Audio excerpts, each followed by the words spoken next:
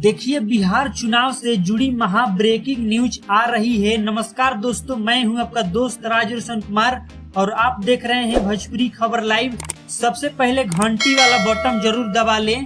बड़ी खबर यह है कि बिहार में आज छापरा का सियासी पारा 7वें आसमान पर है। एक तरफ जहां देश के गृह मंत्री और दूसरी तरफ बीजेपी के नेता अमित शाह छापरा में एक विशाल जनसभा को संबोधित कर रहे हैं और वही दूसरी ओर आरजेडी के उम्मीदवार खेसारी लाल यादव भी आज छापरा में नामांकन भरने जा रहे हैं। जी हां, छापरा में आज बीजेपी और आरजेडी के बीच सीधी और जोरदार टक्कर देखने को मिल रही है।